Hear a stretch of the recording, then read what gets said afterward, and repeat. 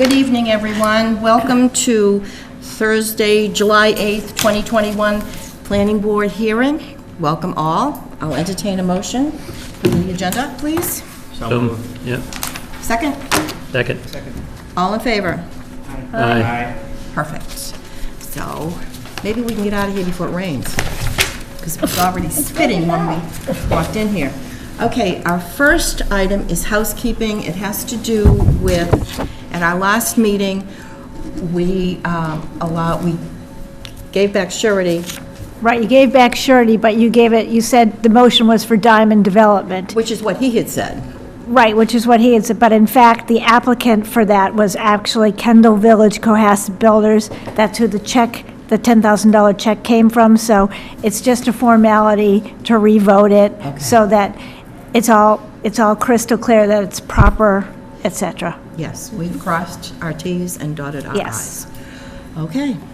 Any questions from the board? No.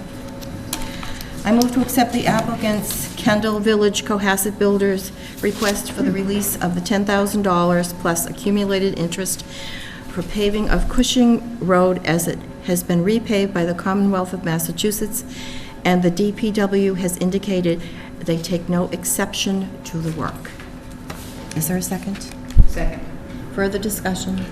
Just a question, do we need to rescind the other approval? No, I never filed it. Okay. I didn't even write it up or file it. When I started to write it up, I discovered the problem, and he has reactivated the bank account, so it... Okay, no, if we had something already Yeah, on no, record. I never filed it. Okay. All right.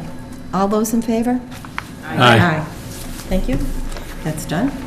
And now we move on to Seaside at Scituate. And who is here to entertain us this evening? Good evening, my name is Scott Michelli. I'm the Land Development Director with Toll Brothers. Okay. All right, you're in here to talk about construction issues. Yes. And I have to tell you that I'm not a happy camper. You know, I really am not. It's just, it's big, it's huge, and it floods. And, you know, and it runs down. You had a plume a couple of weeks ago, and hopefully you won't have one in the next 24 hours. Things aren't working the way they should. People complain that trees that have been planted, shrubs, et cetera, have died, which indicates to me that no one cares. Why is this happening? I mean, Toll Brothers is making a fortune on this. And then they complained to someone that, oh, we spent $100,000 on watering the street and doing this and that. That just doesn't wash as far as I'm concerned, no pun intended. Because we allowed you to switch 5 single-family homes into 5 duplexes, which meant you doubled your money. And those places are selling like hotcakes. So I, for one, want to understand how we can make this work so that Karen is not down there all the time trying to figure out what on earth is going on and why isn't it working. Sometimes if you spend a little money, you save a lot rather than trying to pick up the pieces when it's over. Understood. So, what do you intend to do? So, obviously, we take full responsibility. It's our job site. We're the builder. Everything from the sediment release to trees that die or anything like that. It's certainly, you know, us being the developer, it all falls to us. You know, we're not blaming anybody else. You know, I think, you know, I can point to a number of reasons why things happen, and it's not to make excuses, and I'm not going to make excuses. So, Thank you know, Dave Buckley, myself, we were here when, in front of you, when we got the project approved. I'm more actively involved now than I was. I'm back in this job full-time. Dave Buckley's coming back in more than he was before. We understand that having been here and worked through approvals on this project with this board, that Dave and I feel responsible that we try to get it to the end point and make everybody happy and be proud of what's going to be built there. So, you know, I guess let's start with the erosion issue on the Hatherley Road side, the east side of Hatherley. So that was a unique rain event that overwhelmed the erosion control that we have there. Could I stop you there? Sure. Why do we say that was a unique rain event? Just because of the volume of water that came down in a short amount of time. It doesn't look to me like that volume of water rises to the level beyond a 100-year storm. So to me, it looks like you should be designing for that, and that your design failed. It does not look to me, I don't buy the notion that this was a unique event. It wasn't a unique event. Okay. It was all part of the expectation of stormwater design. Okay. So nobody's come back and said, oh, that was a 500-year storm. It wasn't. I would agree. It doesn't fall in that category. Honestly, I mean, from an engineer's point of view, I would rather have a 100-year storm event, Steve, because it's spread out over 24 hours. I'll take 7 inches over 24 hours versus 3 and 2. And when you look at what happened, I hear you, but the stormwater system's supposed to be designed to handle both. correct. It's supposed to handle the intensity as well as the 24-hour period. I agree with you. The way the stormwater system on this job is set up, the main site has the detention basins on it, okay? We didn't have any type of issues with the main basins, like not being able to, none of those leaked out, let's say. They weren't releasing, okay? So they swallowed up that, 3 inches in 2 hours, no problem. The Hatherley Road side was a design where there actually are no, like when that whole side's done, okay, there's no detention basins on that side.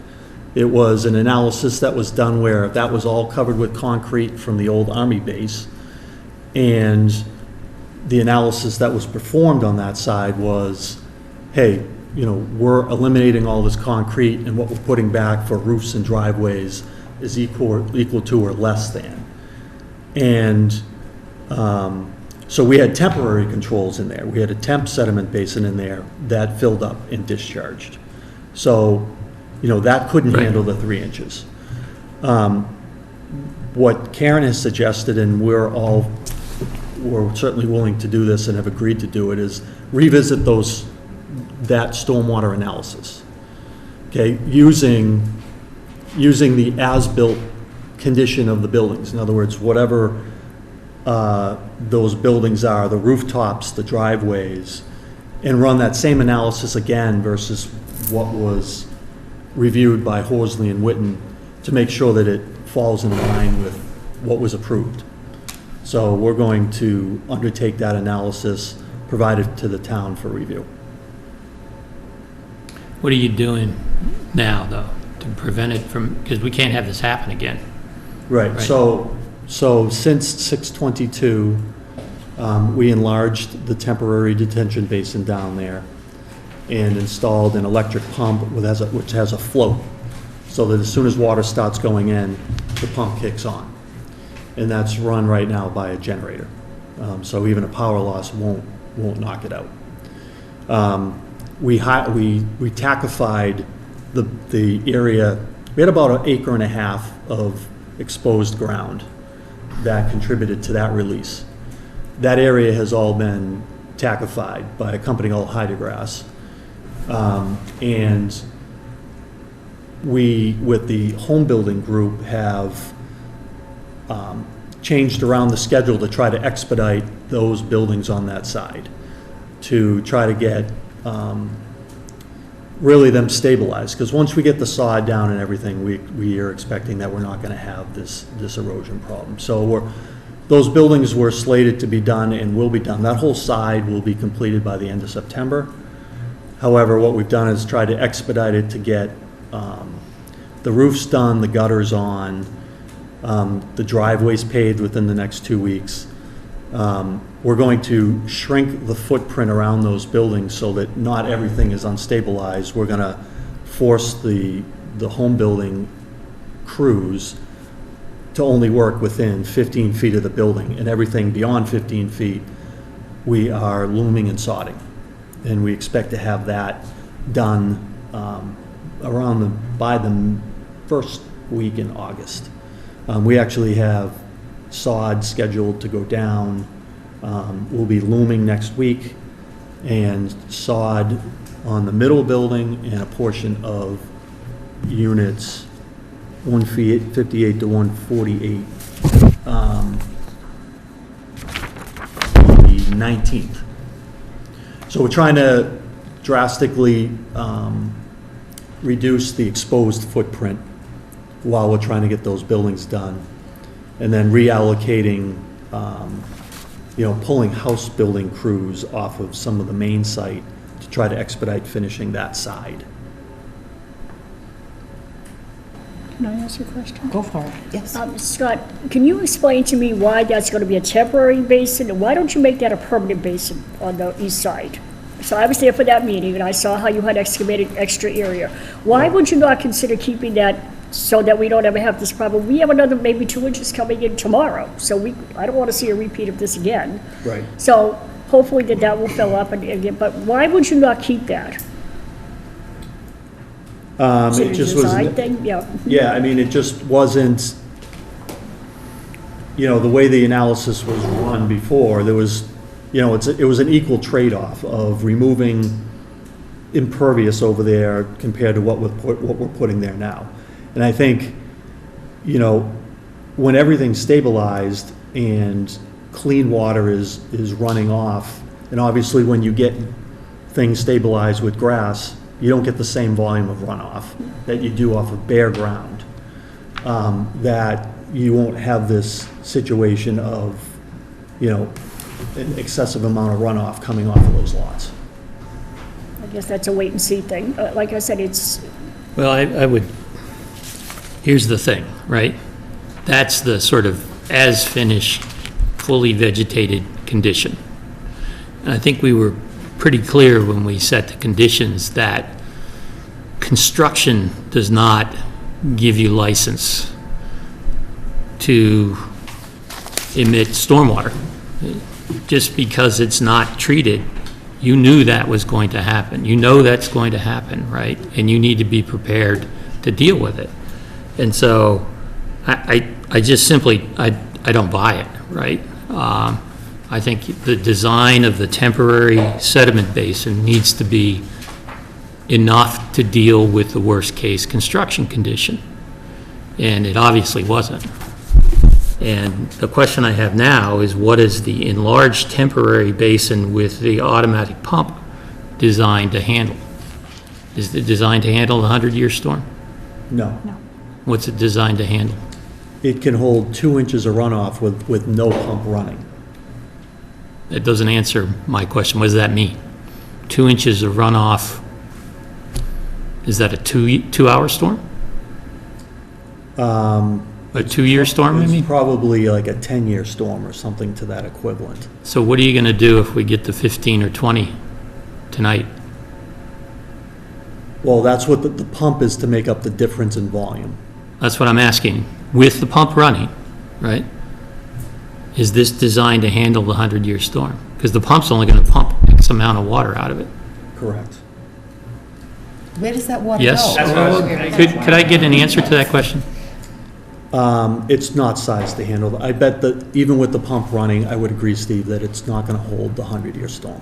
Okay, well, I think you need to be prepared to deal with that, because it's simply not acceptable to overtop the temporary basin and have another plume in the ocean again, and in the wetlands, by the way. Where does the water that's being pumped out go? It's pumped to the opposite side of the street to the main basins on that side, Basin E. which is the basin next to the clubhouse. So, Has somebody looked at this from a stormwater management point all of view? right, so let's talk about Basin E, okay? Basin E, the other day, last Friday, was practically up to the top of the catch basin, and water gets pumped, water from there goes into a swale that goes down to Hatherley Road. I sent your information today to our consulting engineer, who visited the site yesterday, and said she would like to see a plan to provide more storage in Basin E, as well as the temporary depression adjacent to Hatherley Road during dry weather. Is that possible without allowing sediment to enter the drainage system? Every time I've been out there in the past, and I've been out there multiple times since June 22nd, there's a flared end adjacent to Basin E that is always running. Where does that water in that swale go? The swale that runs from Basin E, kind of around, Yes, where does that water go? Does that go directly down the slope into the side of the road? yeah, runoff that comes down that swale enters the drain system that we extended along that side of the road. So it goes to the catch basin. Yes. And what's coming out? Town catch basin, right, stormwater catch Right, basin. there will be, right, what is coming out, the large pipe down there? Can you please explain to the board what's coming out The of there? pipe that's from the overflow? Well, from I the know- temp- From the temp basin? Where the There's a pumps pipe are? down by Hatherley Road, that's a sizable pipe. It was running water at 4:30 PM on the 22nd, in between storms, and this gentleman here has a picture of it running this weekend, and I've seen it running multiple other times. Is that on the west side of Hadley? Yes. Yeah. Where is that water coming from? That's an overflow pipe so that temporary basin that you can see from the street that has the fence around it. The fence surrounds the two Pumps. diesel pumps. Right. And there's a temp basin right next to that those two pumps suck water out of. And that pipe that you're referring to is an overflow pipe out of that temporary basin. So that temporary basin's overflowing too? Yes. Yes. Yep. Yes, So, This sounds like this is a disaster waiting to happen. right. That might have happened. Yeah. I mean, tonight, that's what it sounds like. Wait, so I'm sorry, I missed the answer to that. Where is that coming from? It's coming from there's another There's another temporary, temporary basin. we have the drawing here? You have your, they have drawing that, I should have brought my glasses.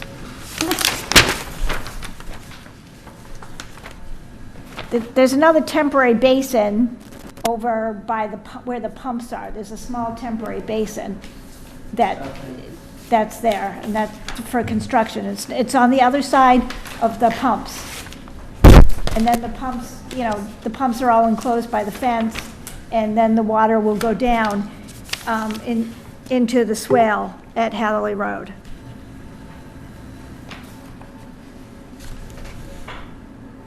So then, it seems to me that water came from both sides of Hatherley Road, both east and west side, during the 6/22 storm. it's possible. I don't see how water couldn't have come from that if I'm seeing what I saw when I was out there. Well, how does that happen if the system's designed for the 100-year storm? Again, is this a temporary basin that hasn't been designed to handle? Correct. It's a temp basin that in the end product, there's no basin there. Right. And there's a 6-inch and a 4-inch diesel pump that pumps from this temp basin up to Basin E. Basin E is at the basin by the clubhouse. And then there's a basin above that too, both of those basins have been, Basin E's been the fullest, the one above that has been reasonably full as well. What happens after these pumps go away? And the basins go away. So in the final condition when the project's done, there's no temp basin there. And the runoff from the front portion of the job, in the same location where the temp basin is right now, there's flared ends, and that water will run and enter the town's drainage system.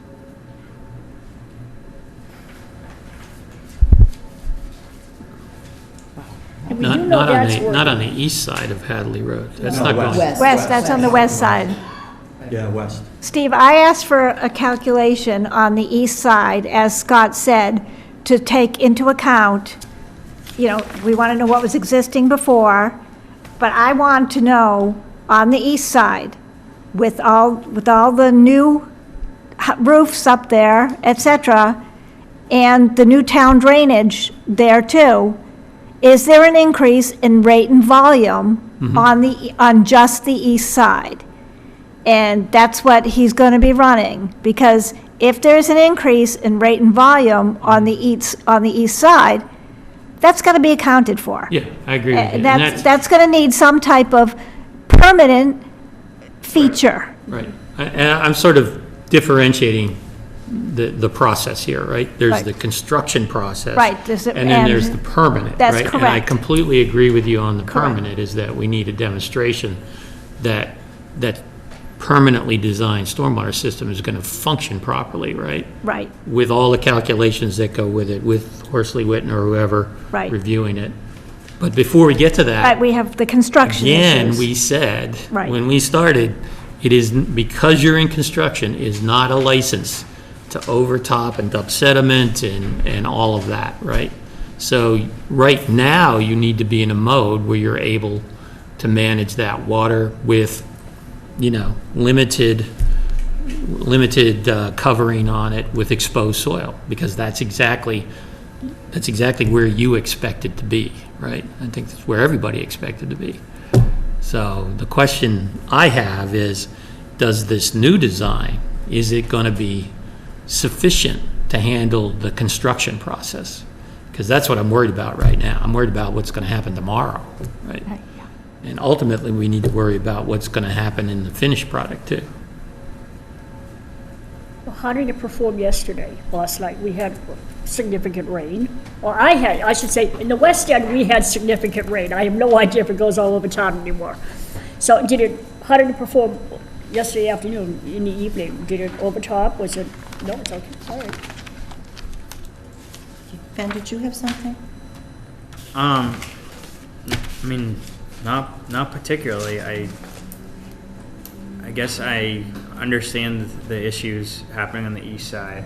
I think this kind of discharge pipe that kind of sheets across Hadley Road and Swale or whatever is a little bit more troubling for me, because when I've gone by there, I've seen water ripping out of that pipe like a fire hose, and then it kind of follows the roadside and then kind of sheets over the road, and that's obviously where a lot of the water is going into the municipal system. And I can say that on the 22nd, I drove past there, and I mean the road was covered with sediment at that kind of where it washes Right. across. So I mean, that to me, that can't happen, because that's, you know, we're taking contaminants essentially, you know. Yeah. That You're dumping are them in the theirs, town stores. and it's going storm into our system. town infrastructure, which is potentially Going to the wetlands. Correct. Yep. and I don't think that can stand. And No, I think I agree. if that's going to continue, I think we might need some more help in solving And this. so Dave Buckley brought it up at the meeting last week, that he is potentially looking at adding a berm on the west side of Hatherley Road down to probably around 6th Ave to prevent that. And so that's why I had DPW come to the meeting. And DPW was gonna think about it, but nothing's been proposed. But, Where would the water go then? well, the water would still go, there's catch basins on the side of the road.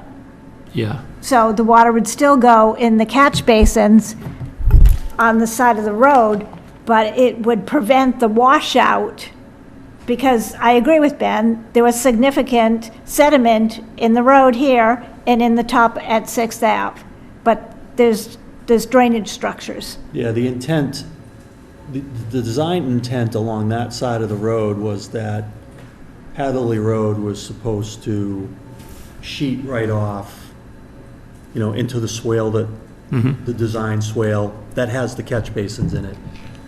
And, the water that ran down Hatherley Road wasn't sheeting in there, whether it was the erosion control that was preventing it or just, it wasn't sheeting over the earth. Instead, it was carving a channel like right next to the edge of pavement.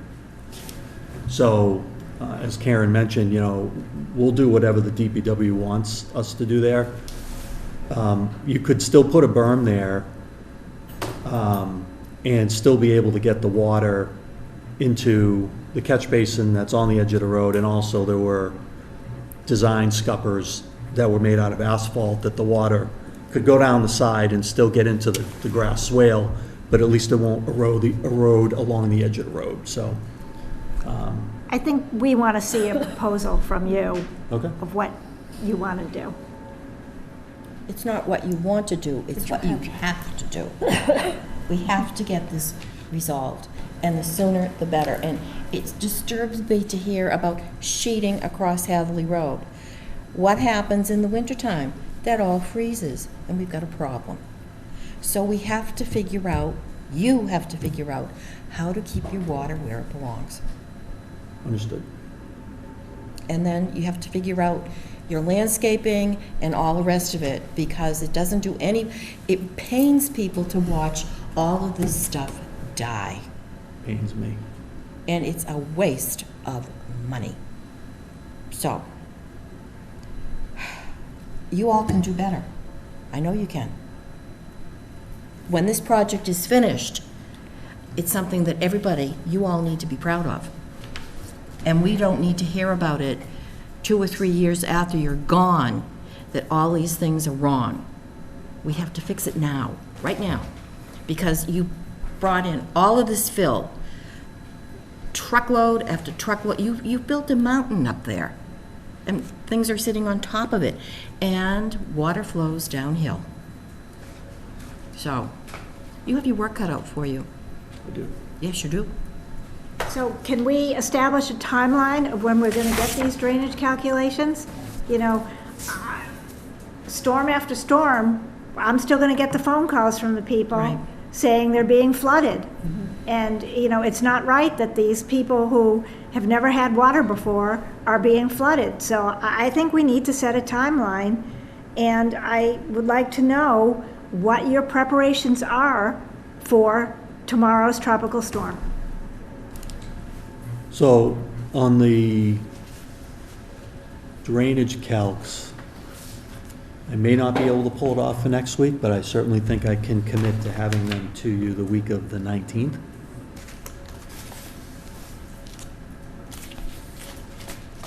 Do we have room on the, We should have them before our next meeting, right, right?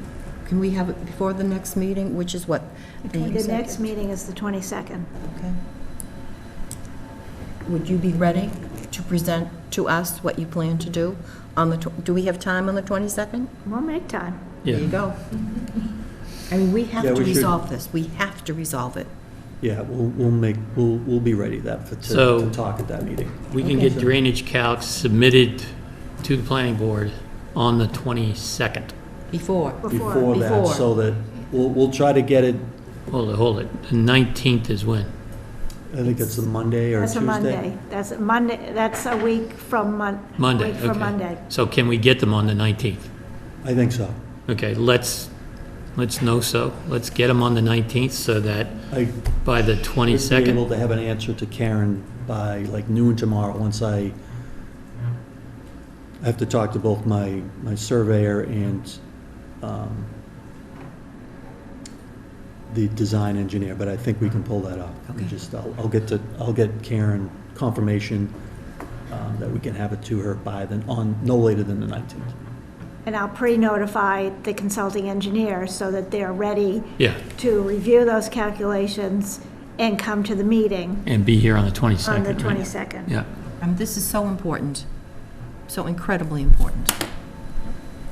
Okay. Anything And so else? just to be clear, because I want to be clear, drainage calcs to me entail two things, right? One is construction-related temporary sedimentation and all of that, that we've calculated that and we know how we're going to manage that, right? And then the second piece is really Final. the end product, right? Which is what Karen was speaking of before, Including the east side. including east side, yeah. Right, Absolutely. with the separate east side calculation. Correct, Right. yep. Be separate. So is it possible that you can look at more storage in Basin E as well as the temporary depression adjacent to Hatherley Road? I mean, is that possible? Is that possible? By the 19th? 7/19. Yeah, I'll have an answer for you tomorrow morning. Okay. Just to make sure. Like, I'm confident we can get the east side stuff done. I'm pretty comfortable that we can get that done. And I'll try to tackle the other stuff too, but I'll get you an answer tomorrow. So do you have an update of where they left off with erosion control today? Because they didn't get to everything. They're coming back tomorrow. Oh, in the pouring rain, they're They gonna, are, yep. S&M Farms coming back tomorrow. We had Hydrograss Technologies on site a couple times this week. They were spraying certain areas with seed and tackifier. We also added some treatment at the end of that swale by Hatherley. We put some more flock logs and retreated the swale on the east side as well. SLT has manpower starting at like 4 a.m. tomorrow. They'll be there all day for anything that comes up. what But about, you can't really do that in the rain though, right? You can't put this is hydroseeding basically. No, that's different. So Hydrograss Technologies, they did stuff earlier in the week. We can't do any of that tomorrow. S&M Farms is a silt fence and like hay and wattle. So they're gonna put up more Yeah, erosion control barriers. yes. so did any of the erosion control down, just adjacent to the wetland, by where the new drain went in, did any of that get built up like we had talked about at the meeting? Well, like, is there now a couple layers, there was the silt fence, and then there You're on the was, east side now with the back? I'm on the east side in the back. That was on S&M Farms' list to do. Whether they got to that today, I don't know. That seems like the critical space. I mean, that's a critical area, and we also That's talked the- about potential check dams Yeah. in the swale after the flared end. There's minor storage, and then there was the jute mesh down. We talked about some type of check dams possibly there. Well, that's where Hydrograss did some work this week. But if they didn't, we Well, can that- easily have S&M Farms add some check dams there tomorrow when they're there with the, they're supposed to be here tomorrow with, they were doing silt fence mostly exclusively today. And one of the things they're gonna have tomorrow is wattles. So we can build some check dams out of the wattles. Well, I know That they that didn't feels get like to the all the silt Maginot fence. Line to me. That's like the last line of defense there, so we should make sure it's pretty well, fortified there. Because after that, it's all in the wetlands, and then in the ocean. Right. Are there silt bags installed in the town storm drain? Yes, they're in Hatherley Road in the top of 6th, not all the way down 6th. Yeah. But yes, and they were cleaned after the 22nd. Now, I drove down 7th Avenue, never really knew it. I went down 6th, found 7th, went up, and then it comes out in back of the new duplexes. And I noticed that it had been sprayed green, is that what you're talking about? Yes. Right. And this was Tuesday, and there was a long trench. Yes. Yeah, On the- that's the temporary sump. Yeah. Yeah, but any heavy rain, that's not gonna do anything, right? It's just gonna wash it away. Well, what we did there was that narrow trench that you saw is higher than, so the temp sediment basin's over here. That's to capture anything from hitting Norwell Terrace, which is where water leaked out on the 22nd.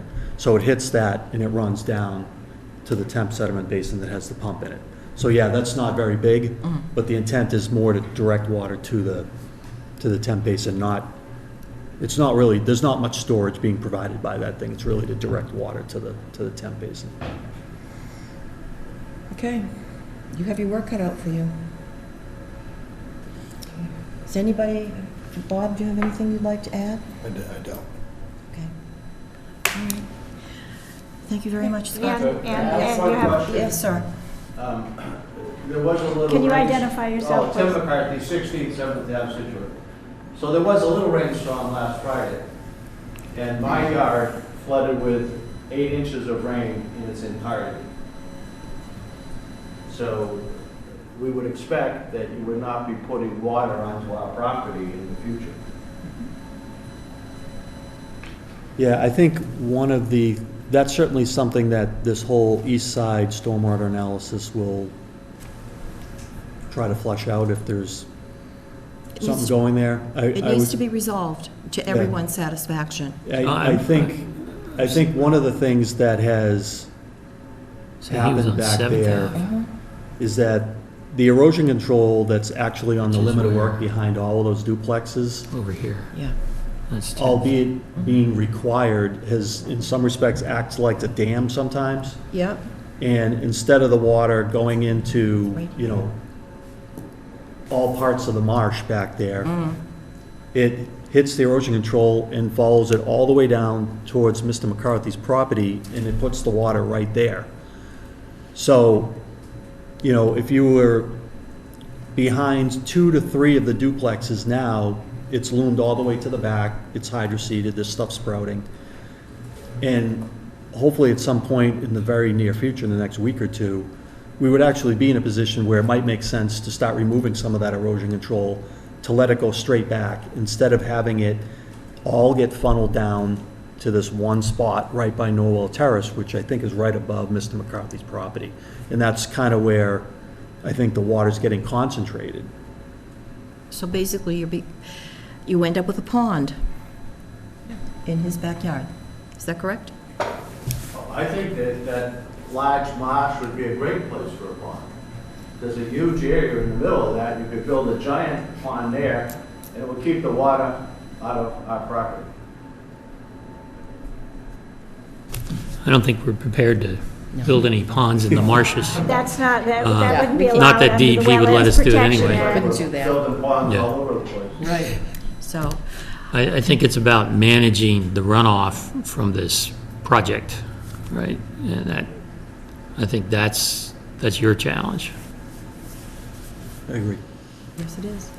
Thank you very much. We will look forward to seeing you in 2 weeks. You got it. All right. Thank you. Good luck tonight. Thank you. You may need it. We'll be watching. Thank you. Thank you.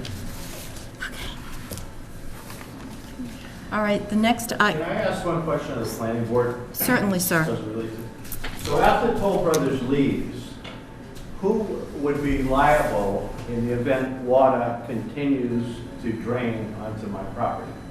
The HOA.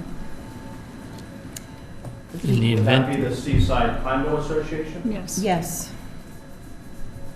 But I think the goal here is to ensure that when the building is done, the issue has gone away. Oh, I totally agree. I mean, that's what has to happen. In the absence of that, I was just wondering where we would. yeah, and I think that's the objective of all of the design calculations, is go back to the drawing board and make sure we've got it right.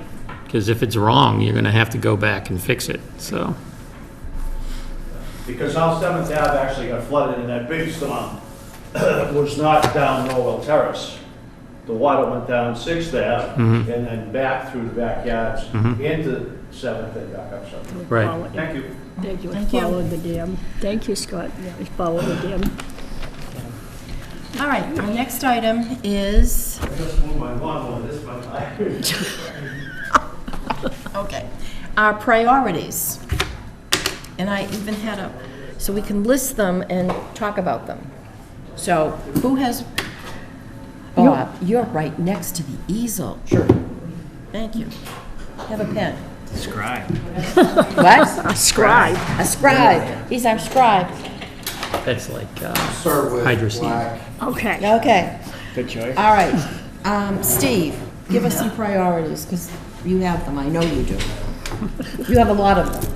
Well, I refer back to our master plan, right? And some of the, sort of list of recommendations we have in our master plan. It's a pretty long list, right? Yeah. And so the question is, what can the planning board do about some of these recommendations, right?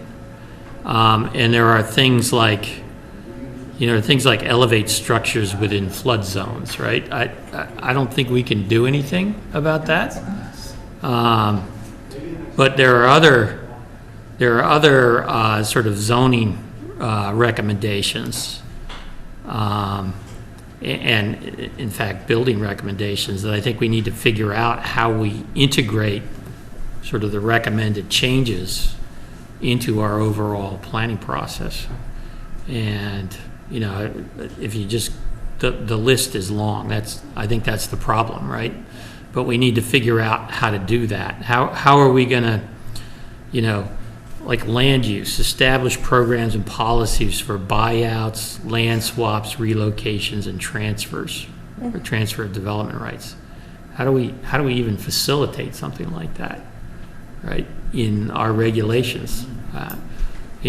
So it's an interesting recommendation, but if there's no ability to sort of affect how this happens, then, it's kind of, it's going to be a waste of breath at some level.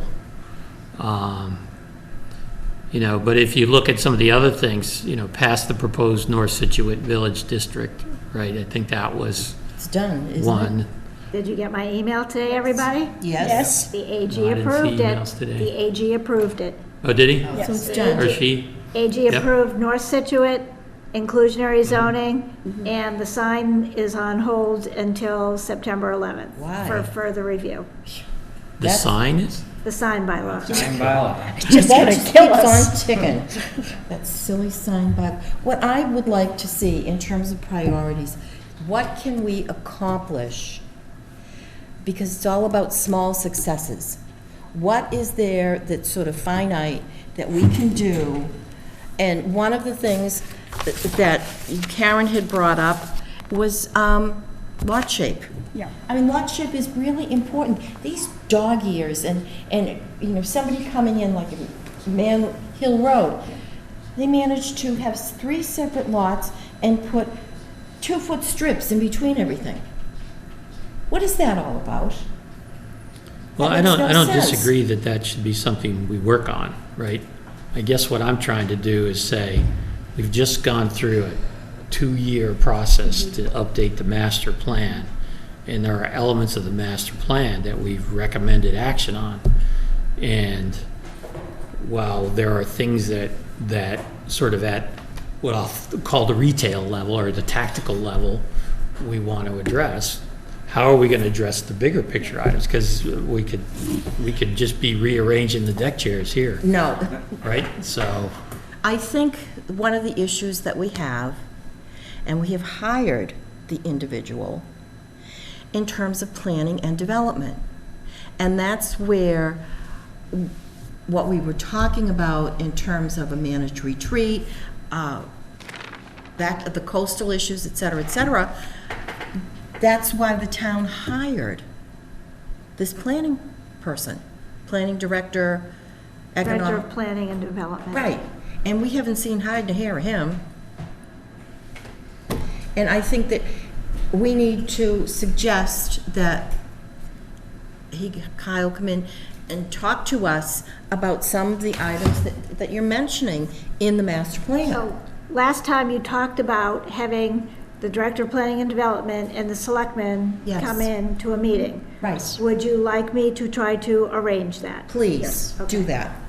Please. So, we're talking sometime after their retreat, or do you want it before their retreat? Because do you want them to know your priorities? Yes. Yes. They need to know. Before your, I would say let's definitely have planning and development director come in. Yeah, This is that's my step opinion, one. but I would think have him come in, but I think we should have like almost like a schedule of talking points for when the selectmen come in, Yes. so it's not just an open discussion. Yeah, I agree. I don't want to think- jump. I don't want to have them come in and it's not productive. No, I think if agree we have with to you push completely. it out. Yeah. That's fine with me. But we need to talk to, the other one I'd like involved in this is whoever is chairman of the zoning board of appeals. Because, but then we're getting ahead of us. getting ahead of I don't us. think that's going to So- be particularly productive at this point. I think if the planning director has the responsibility for sort of figuring out how to implement this, right? Then we ought to get him in here and talk about this and talk about how we can be a source to help implement that. Right. You And can't do all of these things, but there are certain elements that we need to determine whether, when we're doing the individual approvals and discussions, that if we need more tools in the toolbox to be able to affect some of these policies, we need to figure out how to do that. so then, we have a meeting July 22nd and August 12th. Shall I invite him for August 12th? I think it would be better if we had him by himself On August 12th? on August 12th, Okay. and then we can schedule a joint meeting with the select board and invite Kyle to be at that as well. I don't want anyone to feel that they're being attacked or they're not doing what we want them to do. I think if we lay the groundwork to begin with him, Right, and so some of these items potentially involve capital. Yes. and And that's, so those are things that need to be identified, you know, and talk to the Director of Planning and Development and the Selectmen Right. about.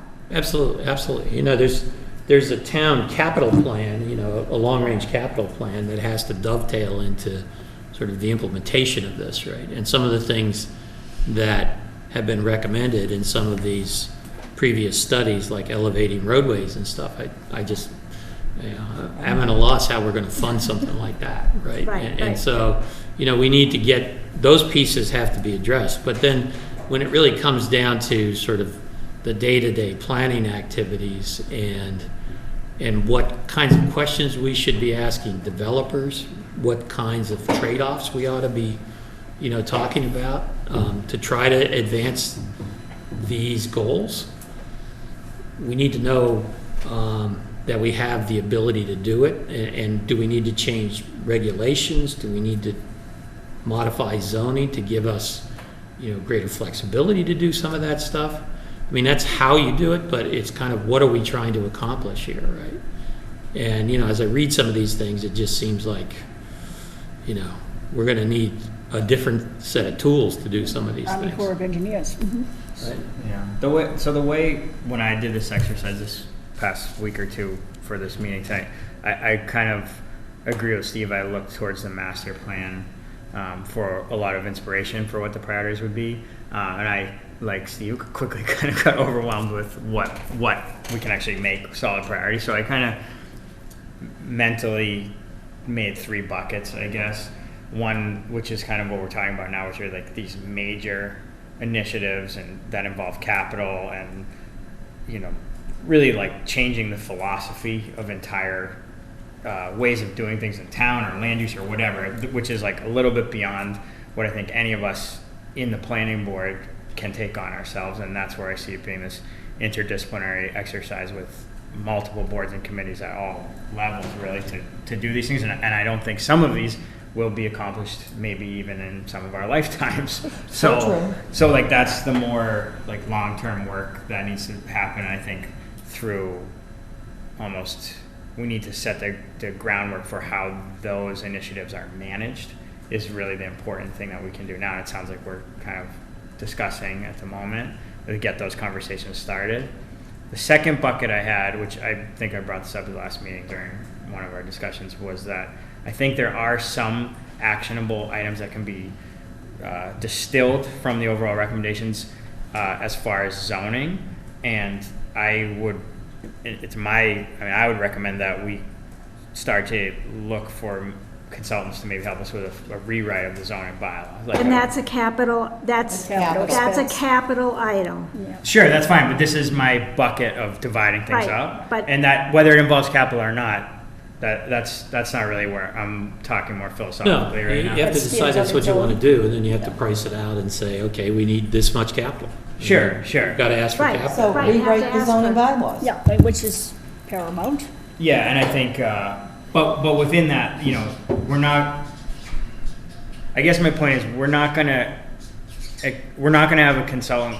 I think to have somebody come in and say, let's rewrite the zoning bylaw, but incorporate all of the recommendations of the master plan is that's too pie in the sky. and it's The not gonna bylaws work. don't even address a lot of these things. Correct. So Right, it's- right, it's- right. So that's why suggest that. I guess I'm not articulating myself well, but that's why I'm like thinking of this as like a separate bucket from this more like major What's your kind of third? things. And the third is planning initiatives that we as a planning board can focus on now. And I have a list of those that, I'm sure you all do, that we can get to when we get to it, but Well, what is your list? I have lot shape and Yep. rat tails, so that's already happening. I have floor area ratio, which is there's been discussions about that. So what is that, accessory building? No. No, No, floor it's the area size. ratio or slash lot coverage. Lot coverage, yeah. Because you have to, one of them, I briefly mentioned that to Judy Barrett, and she did not think we should go with floor area ratio. Okay. She thought lot coverage might be, but let's put them both together, because it has to be studied. Right. So that was another one. A big one for me is to come up with some sort of like a land alteration or site development bylaw. And the idea of that would be to limit clear cutting, to have more teeth in terms of preserving existing landforms and mature trees, as well as understory, and shrub layer, all that stuff, and minimizing cut and fill and grubbing. And as part of that, maybe have some sort of mitigation when those things can't be achieved from a design standard. How are you going to restore what you're taking away? And part of that could also be like a tree, some cities and towns have tree canopy percent cover that has to be preserved. So there's one of the things I hear over and over is that like the character of the landscape is changing in this town. And that's really because a lot of our current subdivision design and large project design is really, it's a lot of clear cutting and cut and fill. And there's not, we since I've been on this board, I've tried to dig in my heels where I can, but there's really no way for me to do that. And I think that something like that would be helpful. I know Cohasset just passed the land alteration bylaw. I haven't read it yet, but it's something that I think is pertinent to us on the South Shore. And that's it. The other ones that aren't as big a priority to me, and they kind of relate to like floor area ratio and these things, were potentially a large home review bylaw as well, or it's not a bylaw, but large home review process. And then I know this is already being worked out, but just reform to our current stormwater. But I know that's coming down the pike any minute. So. Yeah, well, I would agree with the stormwater that we need an update. I think we're still working on that, right? Stormwater regs. We are still working on that, and it falls to a lower priority when you're constantly inundated with the other stuff. Believe me, I'm not No. casting stones. I'm just saying that's one I- of the items that's on the list. Right. And this is a perfect example, because this has to be Yeah. the 10th time that we've had this conversation with developers about stormwater control during construction as opposed to when the finished product happens, right? And I just Right. feel like we're talking to nobody. Because it seems to happen on almost every project we do. I mean, today when I went out in the field, I mean, I went with Peter Palmieri and we went to Drew, and I was tagging along because he wanted to see some stuff. And again, I reminded the contractor, you know, we said, you know, button up your site for tomorrow. How are you going to address this? And, you know, reminded the contractor that all the stormwater needs to stay on site during construction. I mean, I know Peter tells them, I tell them. But I guess the question is, what else, is there something that we can work on that gives that, can give that more teeth, right? As opposed to, you know, just, okay, we say it and everybody ignores it, right? I mean, is there, Shutting it down. yeah, are there tools that the planning board can have to enforce, right? And And maybe it's so- stormwater enforcement or whatever it is, but, I think when I was on the planning board in Norwell, when they were redoing the subdivision regulations, they actually put the NIPDIS requirements in the subdivision regulations. So you have to supply some of this stuff when you're applying for your when you're applying for subdivision. So you have to have your sumps and all that kind of stuff on the plan, sized appropriately for to meet NIPDIS requirements as part of the subdivision regulations. as part of the construction plan. No, but it's part of the construction plan, which is required in Norwell as part of the subdivision Yeah. regulations. So I don't know how you say that up there, but I would put that up there. Bob's got to figure out how to write that down. Well, I mean, the subdivision regulations have not been totally revised either since 2003. There was Yeah. one minor change in 2010 to add some stuff about drainage, but, I mean, that's a huge undertaking. That's, you know, that's a town meeting article. Right. It's not, Well, you know, some of these A lot of are these things are town meeting town meeting articles. articles to get the money because they are, We shouldn't they're shirk from not, that. but- zoning is not capital. Rewriting a zoning bylaw is not capital, it's a town meeting article. I'm not worried about the difference between No, but I articles mean- and capital. Right, but it's Right. identifying money sources, Yeah, right, and putting in for them. yeah, and I think we should, right? Maybe we need to think in terms of having someone, hiring an individual that deals strictly with stormwater, even if it's on a part-time basis, because it is a tremendous amount of work. The follow-up and all the rest of it. I just don't understand. Given the scope of what the current staff is doing, I don't see that there is sufficient time to follow up. There's somebody, 61 Border Street, he's been sitting on his stormwater permit now for a year. And because somebody complained, now next week or the week after, you'll go out and he'll have his as-built and all the rest of it. But I would not expect one person to do all of this stuff. And I really think we need more help. So when we do the budget in the fall, I want to ask for another person in our office. And I don't want, planning and development, forget it. I want someone to deal with stormwater / enforcement, make sure that everything is done according to the plan that has been stamped.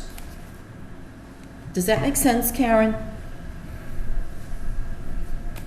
I mean, I think that we don't have enough time to follow through on every That is my point. everything from stormwater. Right, that's my And point. I think that, I know conservation has problems trying to get to all the enforcement stuff as well. And so maybe a shared position for, you know, for enforcement and, you know, stormwater related stuff. I think its time has come. And, stormwater notice of intent, because there's a lot of stormwater in notice of intents as well. Okay. Yeah, I echo that sentiment. In fact, if I had the time, I would have done it for pro bono for the planning office. But like, we really, to make a database, like somebody has to go through and read all the paper documents Right. and do all this stuff. But like, it's really fairly simple exercise to create a stormwater database that, but you need somebody that's going to take the time to do it and update it and check it. But you could have something that is basically, you could distill what the permit involved, some, level of details, and then just check boxes and dates. And then, flags come up. If, the date has gone by, they haven't submitted their annual thing, the red flag comes up in Access or Excel or whatever you're using, and now I gotta go call these guys or pay them a visit or whatever. And that upfront time to do that is where you're really gonna need a lot of help. But you bring up, I think, a very important point, in that we issue special permits, as an example, accessory apartments, that on the 1st of March, every one of them is supposed to certify that the owner of the property is in fact living in a portion of the accessory apartment or the main house. That's never followed up. Who has the time to do that? No one.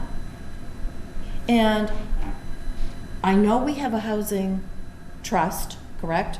But who follows up on who's where and what and all the rest? It fell to you. I don't deal with the housing trust, No. but I In mean, terms of the affordable units. getting the affordable units on the subsidized housing inventory was something Laura did, and so it's something that I have inherited, and so that's it's a lot of work to get them. It's a lot of work on an old project to get them on the list, and Shari and I have successfully we're caught up. Okay. We are absolutely caught up of all the units that we are eligible to have on the list at the moment. I just think that the kind of thing you're talking about, like is build the database or the system or whatever, that's sort of a one-time upfront cost. The problem is that's how it's often dealt with, right? Right. And nobody takes care of it after that. Yeah. Right? So unless we're prepared to take care of it afterwards, it could be just a waste of time. Right. That's why we need an individual who it not only puts together the database, but carries forward with it. Well, I would suggest that if we had an individual to do that one of their jobs would be to manage the development of the system. But we don't want that individual to have to be the person who does all the details. That would be like, so work. that's taking a He's professional. sort of the project manager to get it done, because you want it done in a reasonable amount of time. You don't want it to be a 3-year project. No.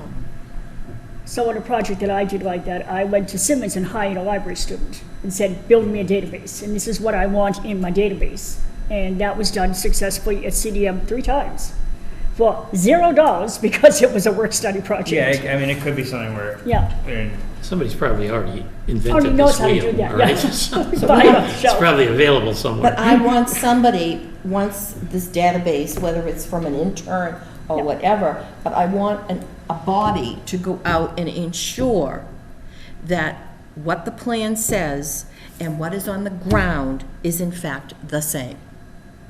But specific to stormwater, because then it gets loose. 'Cause that's it's how you was have to that ever write your getting job into the description. building Yeah. Department too, I guess. Writing job descriptions is very difficult. But I think what Karen brought up with Yeah. like conservation issues and stormwater, those things, that might be like in That's- one No. wheelhouse. Right. And then getting into the actual like as-built of the structures. No, and all but that is a whole just nother- making Yeah, sure. I wouldn't get into the No, that's a as-built slippery slope, structures, right? I'm right? just asking that if you put together, your stormwater plan is A.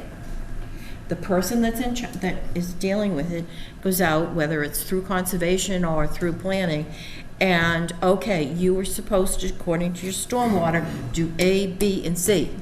And did you do it? I mean, who has time? We Well, need. I mean, on stormwater permits, on administrative stormwater permits now, we write that they need so many inspections, and that they're required to put up a surety, and if they don't do the stuff, they don't get their surety back. They can occupy, we can't prevent occupancy, but they're not gonna get a certificate of completion for the stormwater permit, and they're not gonna get their money back until they certify, they have to certify that it was completed according to the plan. And we have a lot of these that are certified and really not done per plan, but they're certified, so if somebody's stamp is on the line, Wait, so who certified them? the engineers will certify them. There's The nobody- design engineer has to The certify, design right? engineer has to Engineer of certify it. record, basically. And then if the design engineer has certified, They're not certified by the town, they're certified by. no, so if the design engineer certifies it, we developed a form for a certificate of completion that says the design engineer has certified it, it's done. Any problems, basically, you go back to that design engineer. And I give them their money back, and I write them a certificate of completion. But the design engineer has to certify. And I'll question, if I don't think it's right, I'll question. I still feel we need more help in the planning office. I really feel very strongly. I have felt strongly about that for years. I think it's, Well, I think that that's something when we have the director of planning and development in, we should talk about that. yes. Okay?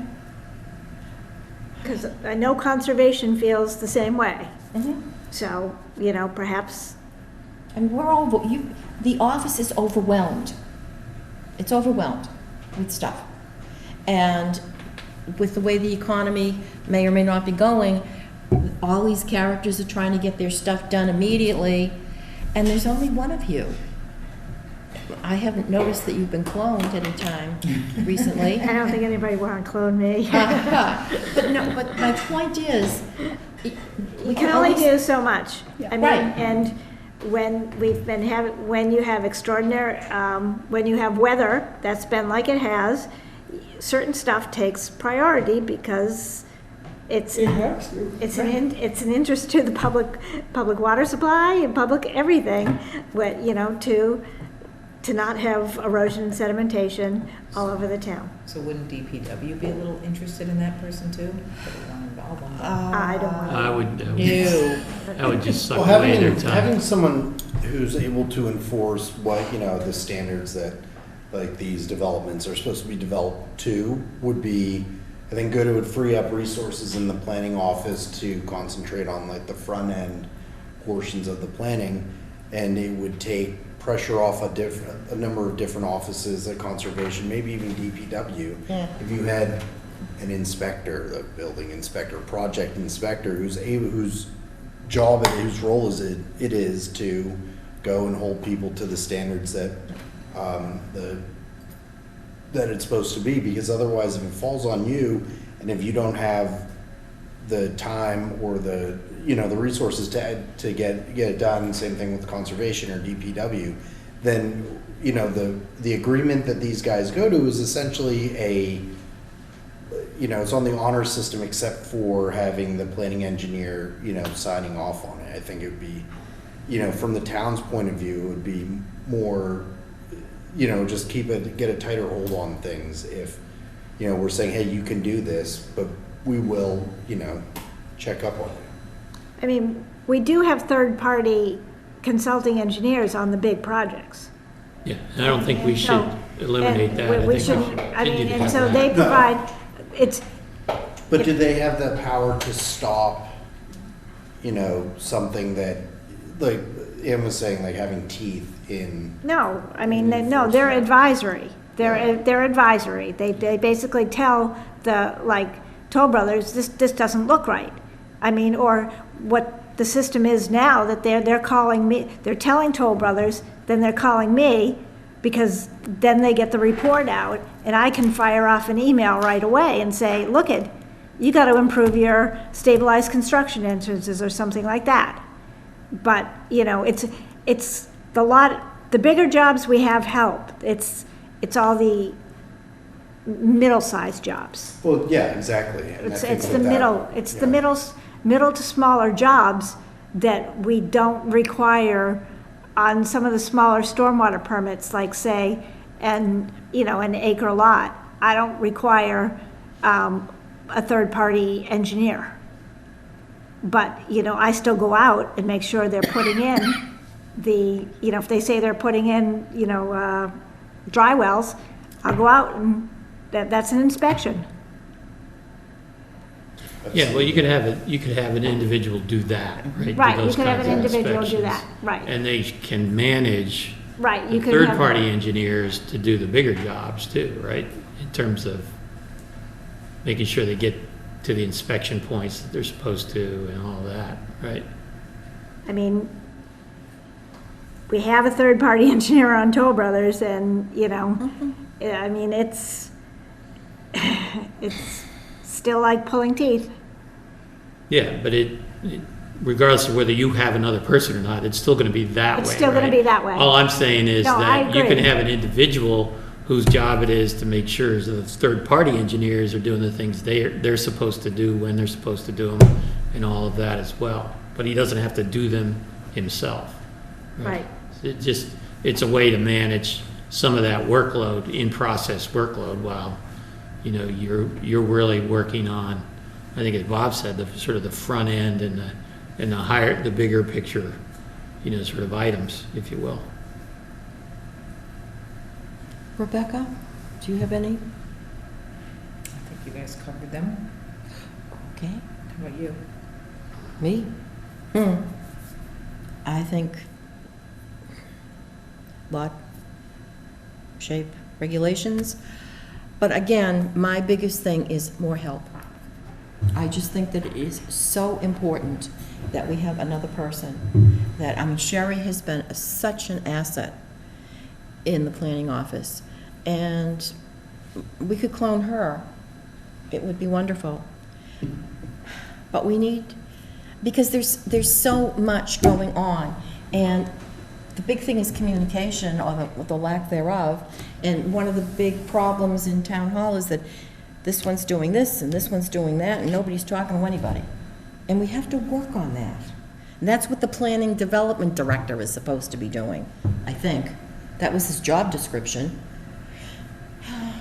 We'll have to ask him and figure that one out. Patty? Well, I think that we're all in agreement that we will support Carrie and Conservation or whoever else she wants to bring to the table with her. They can write a job description or describe what they want, and we can certainly support that in a town meeting or in front of the select board if we have to. I don't know where we're going to hire people. I think it's on the select board, right? So we can do that, and then it goes to town meeting. We certainly can approve that. But I think if we can take little things like Ben said about like clear cutting and lot coverage, that's stuff that we can, that we ourselves can talk about like right now. I mean, I tried in another rendition on the planning board. I wanted to have a height requirement that extended from, I wanted it lower, from the town pier down Jericho, all along the harbor and out to Cedar Point. Because some of those houses are too high. I mean, they were up on stilts, et cetera, et cetera. And the beach association said, we don't want that. The very people, well, I think it's just, you end Well, up. I think, I think it's a just different in terms of iteration. that though, is that if you kind of look at what we've done in terms of master plan, right? What we've said about that whole crescent, if you will, is that we're going to have to move backwards. Yes, we right? are, at this point. And so if things are coming up for development in that space, the question is what capacity do we have to try to help, kind of help that long-term objective before the whole thing gets flooded out, right? Purchase the lots. Yeah, and I mean, get, there are all have a these- program for right. that, or put them up on stilts, but if the town wants to you know, taken back, I think, I can't remember the exact one, but it's fair market value or something like that, plus an agreement. Yeah, well, they would have to do it as an eminent domain thing, or they would have to have a program that really bought them out at whatever that market value is, but, We tried to do Yeah. that after the storm of 78. That's a long time ago. No, yeah. but listen, after the storm of 78, FEMA was willing to buy Peggotty Beach. And we had a select person say, you don't want to take anything from the federal government because then your beaches will be made public. And the people from wherever, that has been, it's the same thing with the train, with anything. You don't want people from away. But I So think, it went away. no, you well, can't keep that was looking then, backwards. this is now, Yeah, right? but even now, Different set you- of circumstances. It's a completely different set of circumstances, and I think the planning board really needs to partner with the Water Resources Commission. These people are on our side, you know, and we need to make sure that we partner, we have to identify who our key players are. I think Water Resources is definitely one of them. So what happened 40 years ago, if you had a Becky or a Friar City in that town, that would not go that way anymore. They are more on the side of sustainability and responsibility, which we did not have. But I don't understand why a house down on Oceanside has been rebuilt 11 times. We don't have Damn the it, I power know we to. don't, but Well, I those don't are think- our tax dollars at work. Yeah, I know, but I don't know, we can't do much about that. We can only enforce what we have in our bylaws. So we have to somehow say that if your house gets flooded, you can't build there anymore. That's not within our power, correct? Right, that's not within the planning board's power. So No, that's, it would you have have to- that yeah, There would workaround. have to be, We used to. there would have to be changes in law, Yeah. right? Right.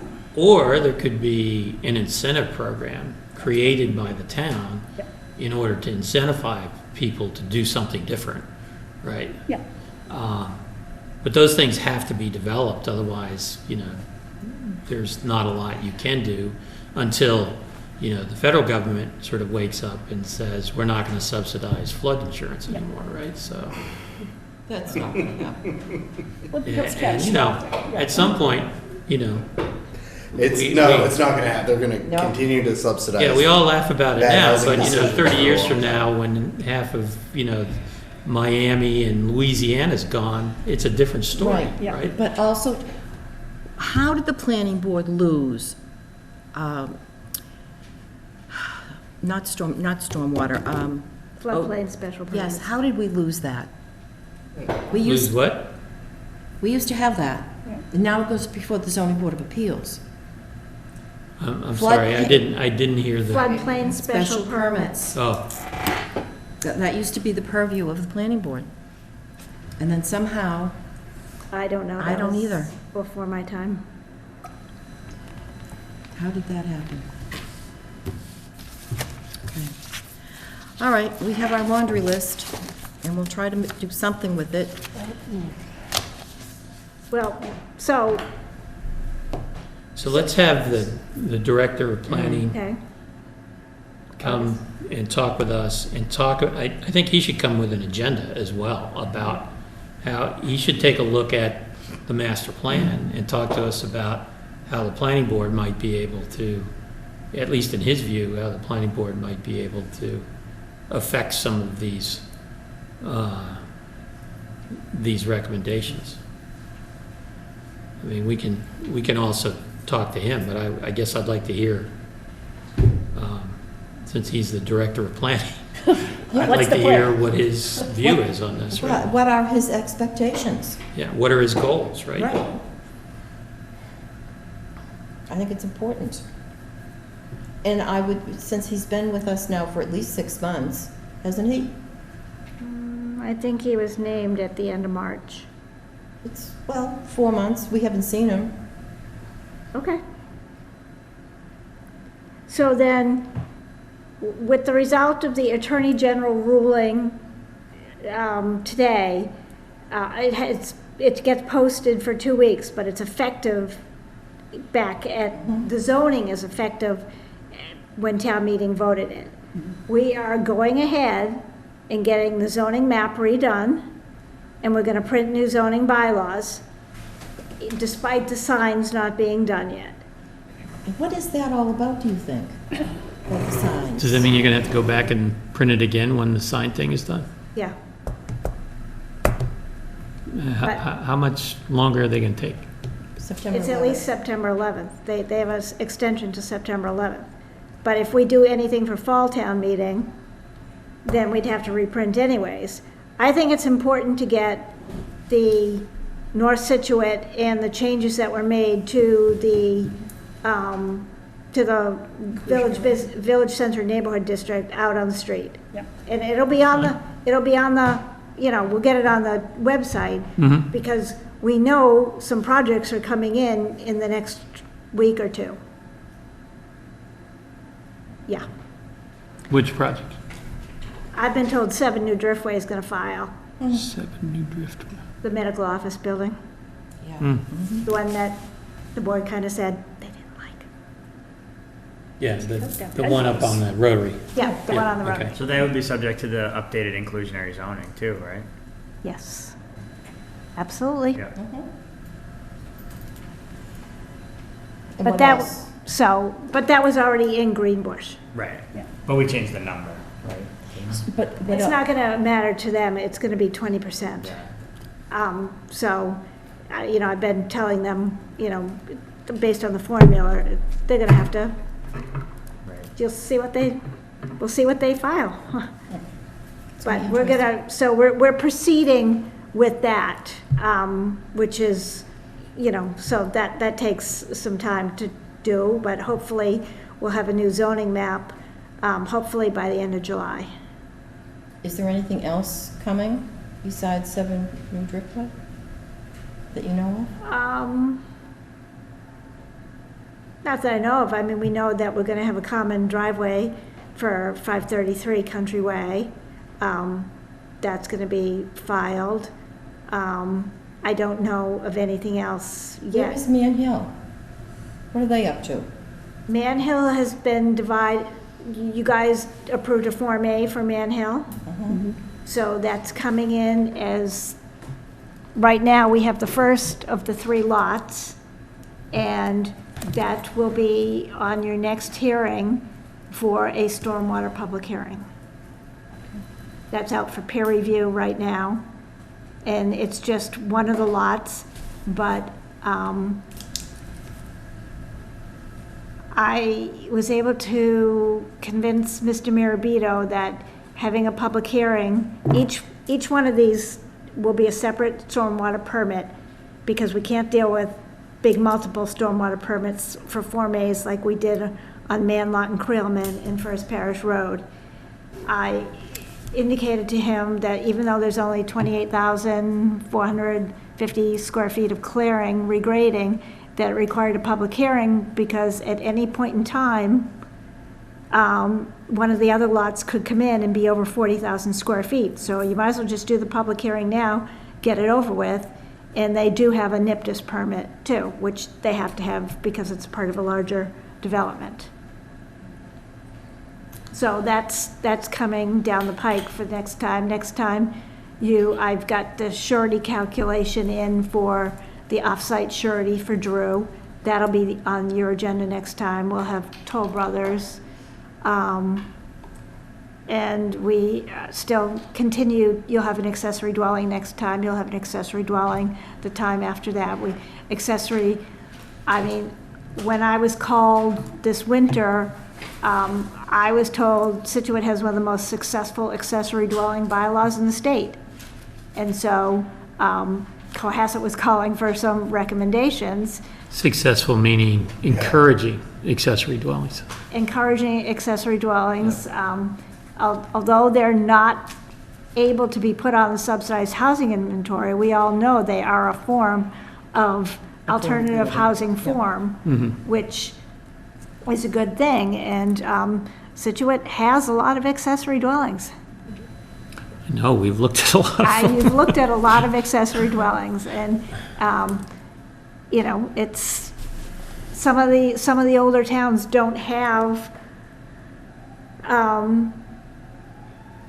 as many, because maybe they have garages and different types of units that were built under different circumstances, and they can't get it all to get it to work.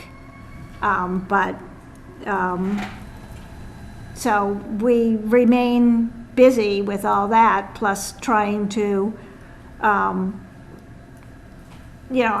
actively working on lot shape and need to resurrect where we are with redoing the stormwater regs. I mean, I have a feeling that the next step is for me to take one pass through it and don't bother with the working group anymore, but maybe bring it to the board Yeah, let's do it. for review and discussion. Could be a draft working piece, so that'd be fine. No, as a working piece, right.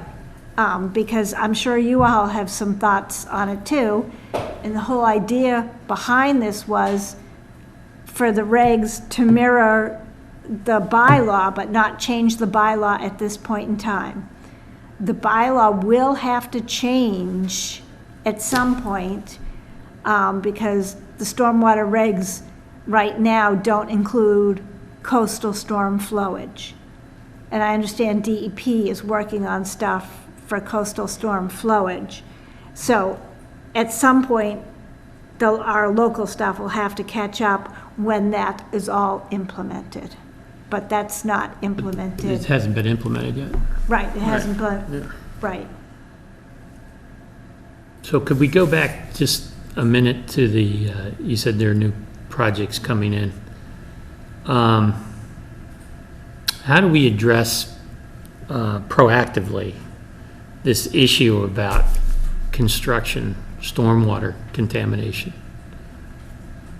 Do we need to ask for a different, a different drawing or a different plan, basically, for construction? I feel like we keep running into this problem over and over again. Well, maybe we do. I mean, as you pointed out, Steve, that it's pre and post construction, they do the 210, 25, 100, whatever they do. But they also need to understand that this applies during construction. Right. So. And I don't feel like we get that. And I don't think understanding. that we get that. So what I'm thinking is that we ask, at least as people are talking to you about projects, is that part of the drawing package they provide is the construction stormwater management plan and/or calculations that go with it, and then the finished product, right? So that we actually have kind of the two pieces. And when I think of construction, I'm saying, construction is a process, right? But there are going to be conditions that are probably worst case that they have to be prepared to deal with, which is like, there's no grass anywhere, it's all dirt, right? And are the temporary basins sized enough to handle, these kinds of storms, right? Right, and some of our consulting engineers ask for the SWIP for exactly that reason, to verify some of these sizes of these sumps. Because it's a critical thing during construction. So we can make sure that we are asking for, and then they're gonna tell us, well, it's not in your regs, but effectively it is, because you can't increase. Yeah, it doesn't, the regs don't differentiate between construction and non-construction, right? So you can't increase rate, volume, or water quality. Right. And during construction, that means. Tell us how you're gonna do that. So tell us how you're gonna do it. Yeah. I just feel like we ought to try to put those two benchmarks in place for anybody who's proposing a development, construction, and then, kind of as-built final, right? Well, I can pass this comment on to our consulting engineers so that we make sure that we get that for construction. Yeah. And should that be passed on to conservation as well, because they handle some stormwater permits? But they don't all come through us. No, they don't all come through us. I'll talk to Amy. Okay. I mean, we can, when I get you a draft of the stormwater regs, you can make sure that you think that wording is in there. to clarify it Yeah, crystal that clear. would be fine. I'm just trying to find a way to prevent these crises as opposed to have to deal with them every time, right? Right.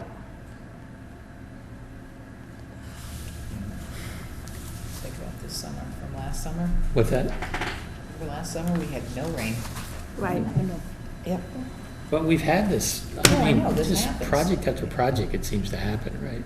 Great, and People we talk had about this. flooded lawns and flooded basements and all that stuff, and a lot of the excuse seems to be, well, you know, we're in construction and, you know, when it's all done, it'll be fine, right? Well, it's not fine now. Do you get any calls from the people that, on the other side of Curtis Estates? No, not recently. That's good, right? I mean, you remember they went out and fixed the basin, Right. and so. But this has um, been a lot of rain. There's been a lot of rain. I didn't actually get out and look at those basins today. I did drive by today, and I sent an email to the projects, the big projects under construction, say, button up for the storm. I went to 18 Ford. I drove by Zero Country Way. I had gone out there the other day, and I saw that they're still stripping and grubbing, but I saw that they have places that they've dug that have the ability to contain the stormwater on site. And so I reminded everybody. I reminded the big projects. Oh, that's great. All right. I'm glad to hear that there's still not going off the back Curtis Estates into that other neighborhood. Actually, I have driven down there. And it when is. That one house at the very, very end, on the right-hand side, I don't know where the water is coming from, but there's a pipe on the left side of her driveway that it just comes out of that like a faucet. But it's not coming from Curtis Estates. It isn't. It's coming from in back of her property. It's almost as if it were a stream of some description. And once, Well, that's where the retention basin is back there. yes, I understand, but the way it is flowing, that whole area, Townsend Road, probably, it's always been wet. Always, always, even before Curtis Estates was ever built. Very, very, very wet. You know, this is the other thing we deal with all the time, is this sort of this anecdotal memory, right? What was it like, or what is it not like, you know? I think that's really hard to figure out. So where did the pipe come from? Somebody put it in, and then they put a drain around the one at the very end, some type of a French drain, so they kept the water but actually that's beyond the detention basin. But that whole swale runs down, and it runs into that diffuser system down there at But the end. it's beyond. Remember we looked at it? Yeah, we looked at And it. it is beyond, and we walked it. Yeah, several And- times. Right, and I think that there is some type of intermittent stream that's coming off of beyond the detention basin. Yeah. That is Rebecca, flowing. the person who lived there originally put that in so the water would not go into their driveway. Right. So obviously, this is a long, that's been that's a long time ago. So, Right. and I think somebody said if I can put a pipe here, I know where the water is, it won't come in my driveway. So it literally goes off, and this has, I am in Curtis Estates fairly frequently. Those basins seem to be working okay. The one in the back seems to be nice and clean, and they, And there is a pond. There is a pond between Ann Vinyl, the Papal Rush Farm, Sedgwick, and Holland Street. There is a pond in there. Pond in there? Yep. And that somehow flows, God knows which way, and there's a perennial stream which runs between my property and Townsend, that runs right down the middle of it, out into the marsh. A perennial stream. And that's all changing, becoming increasingly more wet out there. where the deer are, anyway. So Karen, when you wanted to redo the last zoning, you came to us and asked us to do Greenbush and North Scituate. So what do you want us to think about next as your big zoning rewrite? What do you want to do for next? Do you want to do a subdivision regulation? What is it that you think is most important for this board to concentrate on Well, I mean, I for your think, next big get? I think that your master plan recommends something in the harbor, too. So I think your next major, besides your minor stuff, which are very important issues because they affect everyday stuff, that's, to me, the most important thing right now. Yeah. But probably the harbor is your next important thing. I mean, if you have a VCN now in North Situate, you have a VCN in Greenbush, the harbor should probably be a VCN as well. So that would be our next actionable goal, to talk about something like that. Right, and I mean, and that is going to be, that's gonna have to be a consultant too. Okay. Yeah, that's gonna, That's a big, that's a big complex one. 'Cause That's a very it's complex one Right in the face because of you have to find climate out. change too. Right, and you have to find out what are some of the other priorities with what's gonna potentially happen down there before you delve into that, I think. Yeah. And part of what's going to happen down there is what we decide or what we work on as zoning bylaws. Right? I think, yeah, and that brings up, like, just thinking about the harbor, another thing we always have to keep our finger on this board is the fact that we're kind of obligated in terms of economic, commercial development as well. So much of what we do is housing, Yeah. residential, but, in our business districts and also in potentially other developable land and other things, we gotta always keep Yeah. an eye on what's going on there. 'Cause, for instance, there's so much outcry about the movie theater closing. Oh, I think I the know. only people that are happy that it's going to be converted to housing are the people that are probably getting the real estate deal Yeah. from the project, because otherwise I don't know anyone that's like, oh, that's good. That's Yeah. good for the harbor. Yeah. Everyone's like, That's oh, a that's huge terrible. loss down Yeah. the street, yeah. And so that's, Yeah. Billy, a or, business. I mean, if you think about all those people that are moving into Scituate at Seaside, What are they going to do? there's They're all gonna stream Netflix is what they're gonna I do. don't care about the, I don't mean about the movies, but that's a lot of people, and Yeah. there's still only so many restaurants in town, right? Yeah. You don't have anything, and everything's in the harbor. Yeah. We don't have a other than Oro, there's, Right, but you have some that are gonna be under construction very, very shortly. I mean, the mixed-use development that Drew is building is going to have a restaurant. The Gas Backwards is having a pre-con on Monday. They're really close to construction.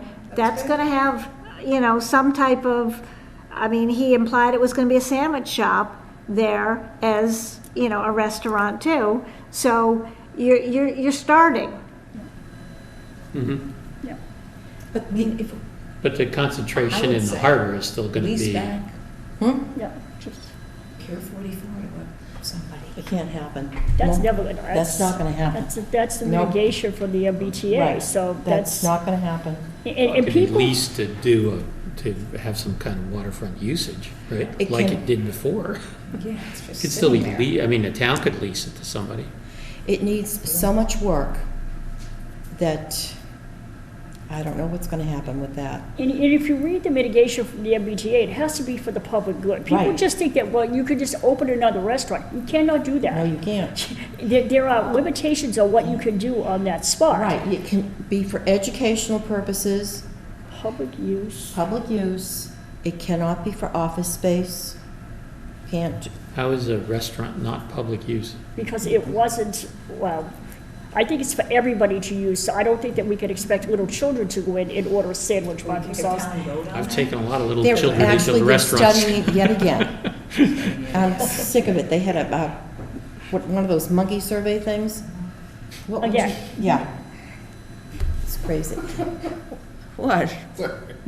It's Pier 44 has always been a pretty hot button issue, hasn't it? Yeah.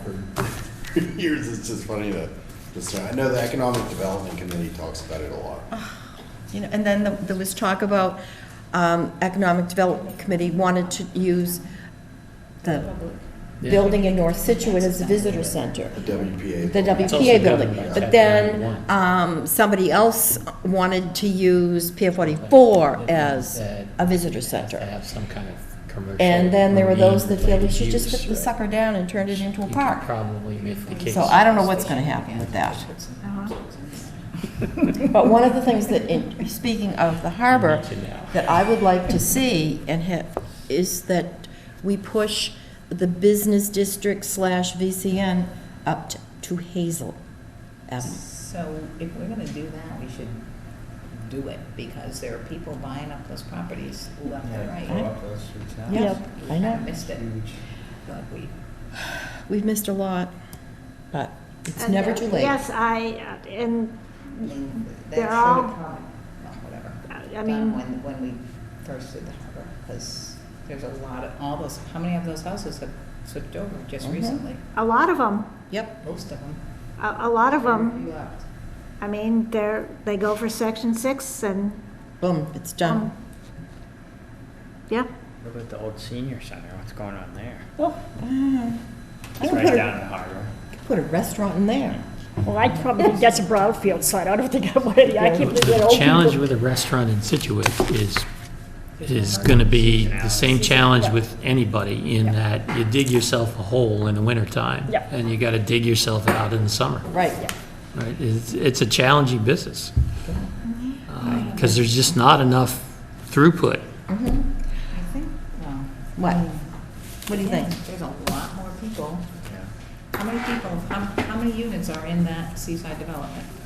248, 142. 152, 152. plus. Well, yeah, we had the 10 Plus for the. 5 single-family homes. How many? 5 single-family homes. And they're all 55 and older. That's a lot of people. That's a lot of people. Is that the one on, by Kennedy's? Like, No, that, we that's have nothing to Harry do with Brook that. That's a zoning issue. That's a zoning project. That's a 40B, so that's All right, a whole so, lot of other people coming in. do we have Still anything? tough business. I think you have minutes and stuff. Yep, minutes.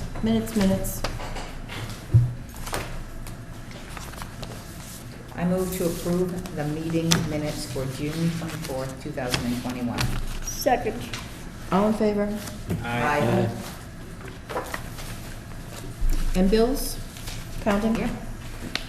I move to approve the requisition of $24.57 to WB Mason for office supplies, for $13.78 to St. Joseph for mileage, for $1,350 to Merrill Corporation for peer review services at the residence at Driftway Place Drew Project, for $10,392.15 to Kendall Village Cohasset Builders for return of surety for 4 Clifton Road common driveway. Second. All in favor? Aye. Okay, does anybody have any liaison reports? No, because nothing's been happening.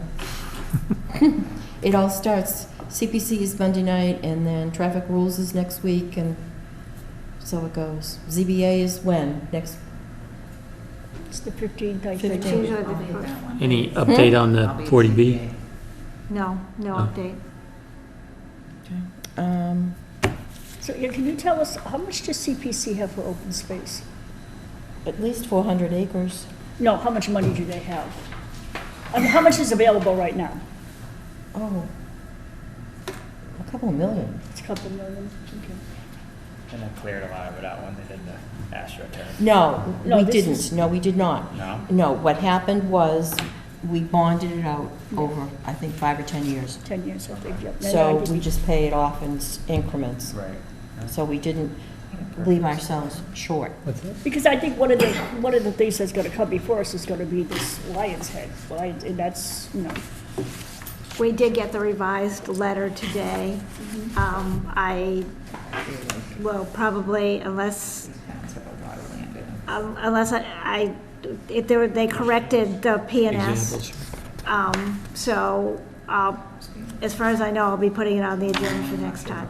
Okay. Figuring that. That's on the agenda for CPC Monday night. Yeah. Did they get a revised letter? I don't know. What, a revised letter from? The first offer had contingencies. Right. And you can't have a contingencies. So we got a new letter in today. I haven't chatted with Jim about it yet. So can you tell me, and I don't know if you're able to tell me, that I know that there was going to be an executive session The concerning selectmen this had it. development. Was it withdrawn? What?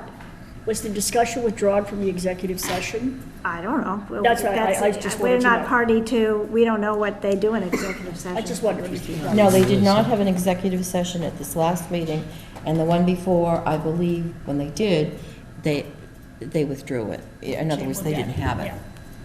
They tabled it, yeah. That's what I was wondering if that had happened. Do you have further things in planning and development, Karen? No, I think I've kind of told you, We've covered it, haven't we? we're gonna pray real hard tonight that we don't have any major issues with any of the sites. No. All right. It's just the craziest weather. This weather's, it's gonna rain for the rest of the week. Getting moldy. For I just, for another week, it's gonna rain. yeah. Okay. Thank Is there you. anything else from anybody that you feel the necessity? Then I'll entertain a motion to adjourn. Second? Second. All in favor? Aye. Thank you all very much.